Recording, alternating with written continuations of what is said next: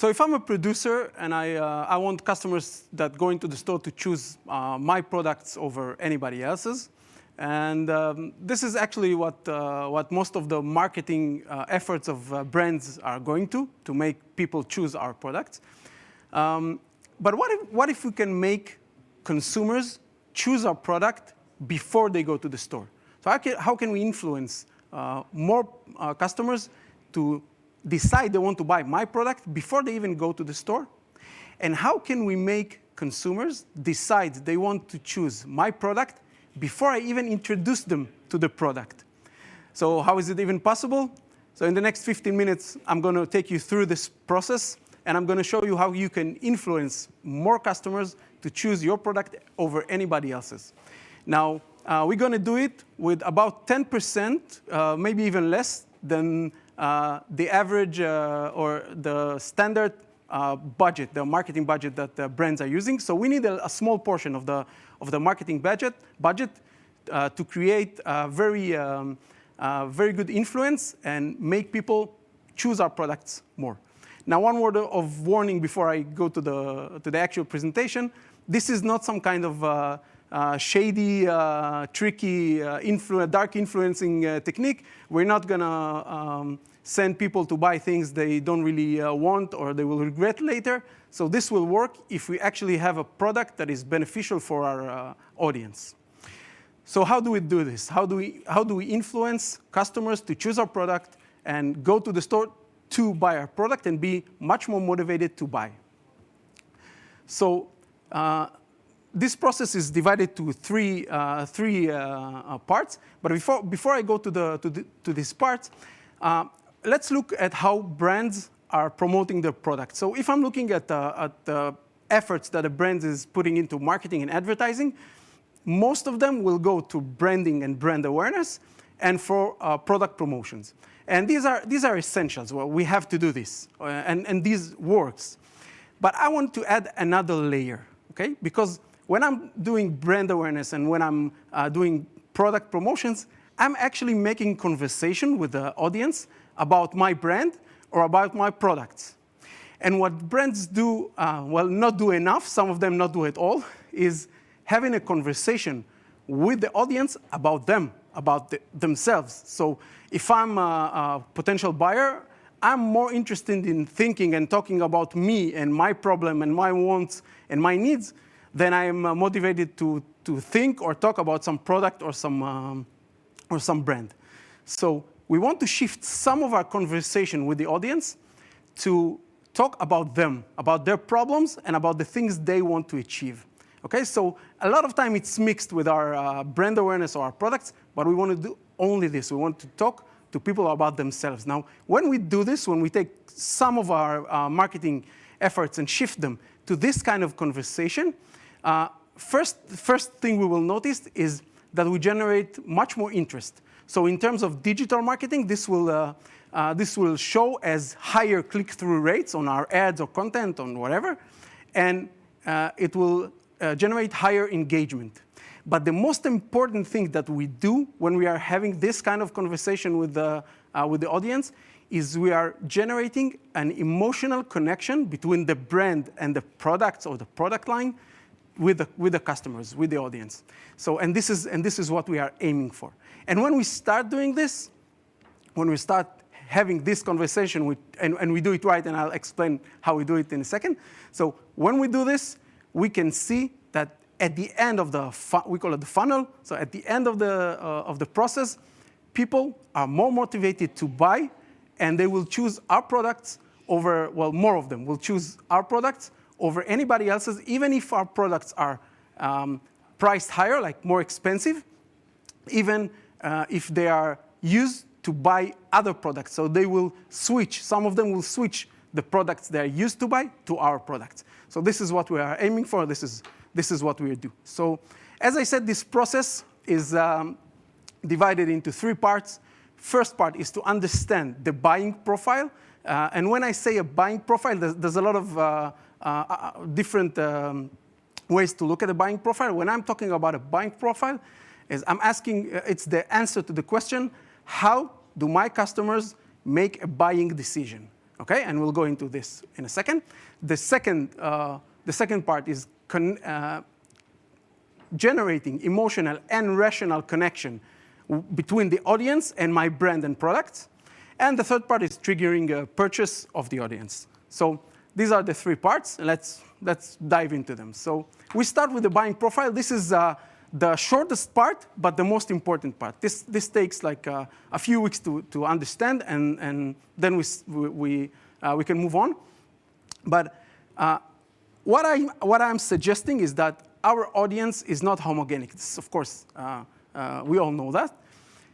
And different people purchase the same products for different reasons. So if I'm going to the store and I need to buy and I want to buy something, let's look at cosmetics. Okay, let's look at I don't know, moisturizing cream. Okay, so I'm going to the store and I want to buy a moisturizing cream. So different people will choose the same moisturizing cream for different reasons. So everybody is buying a moisturizing cream to make I'm buying to make my skin look better and feel better. Okay. But there's a very big difference in why we buy. There's like an underlying reason that we usually tend to avoid or not to notice. And if I'm looking at two young women who is going to the stores, they're both in the late 20s, okay? And both of them are buying the same moisturizing cream. So one of them is not married, she's actually dating, or she's looking for a relationship. And the other one is a mother of two. So both of them are buying the same moisturizing cream to make their skin look better and feel better. But the one who's dating wants to look more attractive. And the mother of two usually will try to take the time back, okay, and feel younger, because I feel I'm getting older. So two women, same age, okay, very different reason to buy a product. So once again, the reason we buy it, yes, we buy it to make I'm buying it to make my skin moist and look better and feel better. But there's a reason underneath this, okay? We call it a task or a job. I have a job I need to fulfill, okay? And this job is different for different groups of my audience. So when I'm looking at my audience, my homogenic audience, I'm trying to differentiate between certain groups by the tasks or jobs they need to fulfill, okay? Let's take another example. Let's take healthy snacks, okay? So I'm going to the supermarket and I'm buying a healthy snack. So I might buy it because my job is having something nice to eat or something that tastes good. But I might be buying this because I want my kids to intake less toxins. Okay, so I want my kids to be healthier. So I'm buying for them some healthy snack. And I might be buying this because I'm hosting some guests. And I want my guests to think or to feel that I'm taking really good care of them and I invest in them. And I want them to think that I am I care about my health and their health. So once again, same product, very, very different reasons to buy, different jobs to be done, okay? Different tasks I need to fill. So this is the first thing we need to understand about our audience, the different groups of the different buying profiles. And what's different one buying profile from another is the task or the job they need to fulfill, okay? Now, the buying profile is not only about the task or the job. This is what makes us look at different groups. But the buying profile contains 5 more things we need to look at. So we have the tasks or jobs. Then we have pains and profits or gains. Okay, so when I'm buying a product, I almost always, I can say always, trying to lessen or to avoid some pain. So pain can be pain, physical pain. Pain can be something that I perceive as risk. Something that is risky is pain. If I'm losing something or I'm about to lose something, this is a pain. So we have different kinds of pains. But when I buy something, I want to complete a job or to fulfill a job, and I want to avoid or to lessen a pain. So if I'm going back to the moisturizing cream, so a pain can be I'm getting older, This is a pain for most people. I know it's for me. I don't know about you. But this is one pain. Other pain is my skin looks dry. Okay, so these are the pains I'm trying to avoid. And once again, I can go deeper. So I have a pain that maybe I'm thinking that I don't look as attractive as I would like to look. Okay, so these are the pains.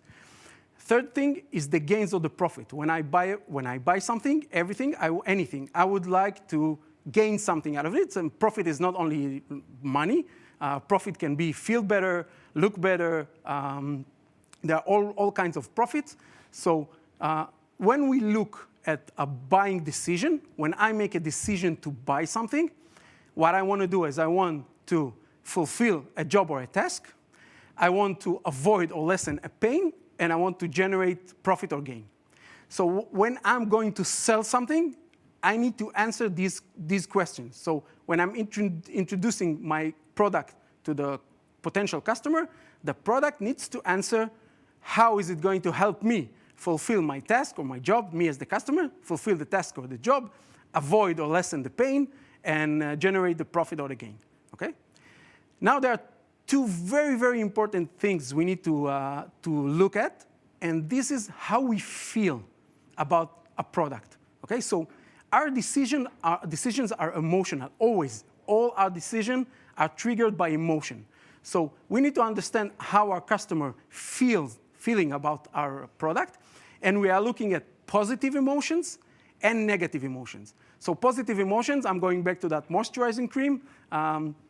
Positive emotions can be it makes me look better, it feels good, it's nice to have on my skin. Negative emotions can be it's expensive. Or if I buy this, I have to not buy something else. And one more negative emotion can be, this is once again a deeper level, can be if I'm using this, I'm actually acknowledging the fact that I'm growing old. Okay? So I have positive emotions and negative emotions. And when we introduce a product and we want to make people buy a product, so as I said, we want to explain how the product helps us fulfill a job, avoid the pain, and generate profit or gain. And we need to emphasize the positive emotions and decrease the negative emotions. Okay? Now, one last thing is justification. So as I said, our decision to buy is always emotional. Emotion is the generator of buying decisions. It's actually the generator of any decision. But emotions is not enough. We need to rationally justify the purchase. So if I'm going to buy a moisturizing cream and I want to look younger, I need to justify it somehow. Okay? And there's a lot of ways I can justify a purchase. And one thing I want you to notice is that justifying a purchase is not only I'm justifying the purchase of this product, is justifying why I'm buying this product and not some other product. So if I choose a moisturizing cream which is expensive, I need to justify why I'm choosing this one, why I'm willing to pay more. So justification might be it has better ingredients, less toxins, and it has more research and shows that better results. So I'm actually paying a little more, but I'm getting more. So this can be one way of justifying. If I'm buying a cheap one, I still need to justify to myself why I'm buying the cheap one. So it can be okay, this is what I can afford, but it also can be I'm looking at the ingredients and they look kind of the same, and I actually don't understand what's in it. So I might say, well, they're all the same. Some are just priced higher, and this is my justification to buy this product. So when we look at the buying profile, once again, what's different, one group of one buying profile from another is the task or the job I need to fulfill. And then I need to look at the pains for each group. The pains, they will be different. Pains, gains or profits, positive emotions, negative emotions, and justification. Okay? The best way to understand the buying profile is just to ask people who are buying my product, our product, or other brands' product, which are meant to do the same, to generate the same results. So we just put someone on the ground. We put someone on the store, and he interviews people. And in 3 minutes, if you ask the right question, in 3 minutes of talking with someone and people answer, because people love to talk about themselves. We all love to talk about ourselves. So in 3 minutes of conversation, you will understand the task or job, the pains, the gains, the positive emotion, the negative emotions, and the justification of people. So if we do like a couple of hundreds of interviews like this, it takes like, I don't know, 2 weeks. And maybe less, it depends on the product. And we ask people who choose our product from the shelf why they chose this product. And we ask people who chose some other brand's product why they chose that product. Why do you buy this and not some other brand? And once we have the buying profiles, the different buying profiles, we can move to the next stage, which is actually where when we starting influencing people. And what we want to do is we want to create emotional and rational connection between our product and or our brand and the audience. So our tool to do this is content, okay?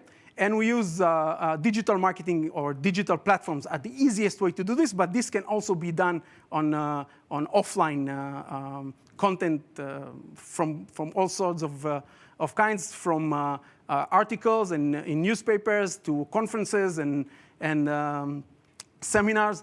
But the thing is, we want to take our customers through different layers of content, okay?